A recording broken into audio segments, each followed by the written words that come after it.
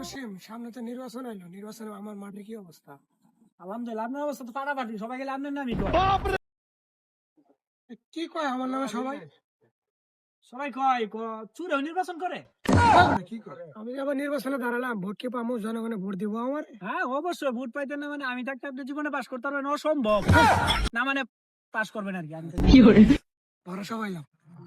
চল দেখে মাঠে যা, জনগণের কাছে কথাবার্তা বলি।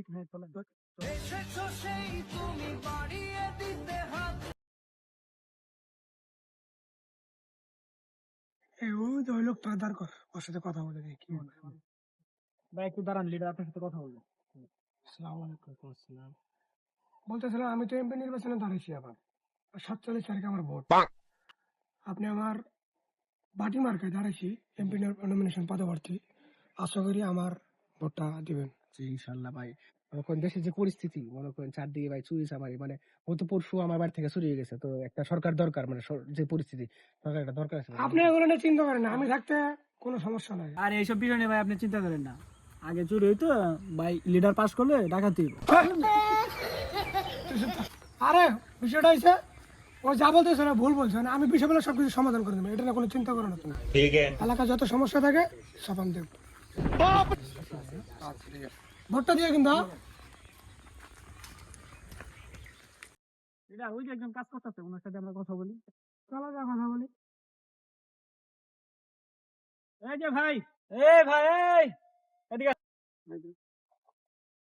তুই এটা ডাকিস না, সামনে নির্বাচন, আমি ওর সাথে জনগণের সাথে কাছে হয়ে কথা বলি। ওরা ডাকিস না, ওরা ফার্মার, ওরা দেশের ভবিষ্যৎ, ওরা ডাকবি না।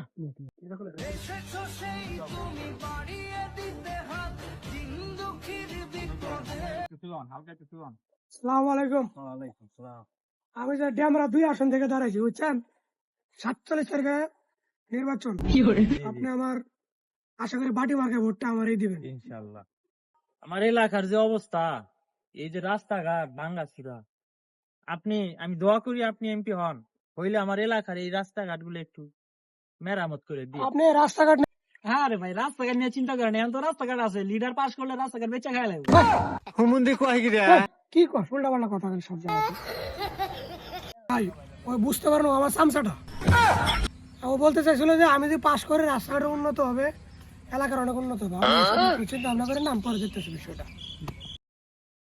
লিডার ওই যে একজন আসতো, তোমার সাথে কথা বলি। আচ্ছা কথা বলে দিই, কি বলো?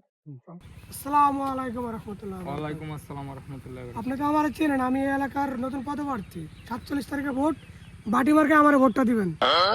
হ্যাঁ ভাই, আপনি তো চিনা চিনা লাগতেছে ভাই। আপনি গত পরশু চুরি করতে গিয়ে ধরা গেছিলেন না ভাই? ভাই এটা পড়ছো না, এটা গতকালকের কাহিনী। হ্যাঁ বেটা, তোরা কি কর?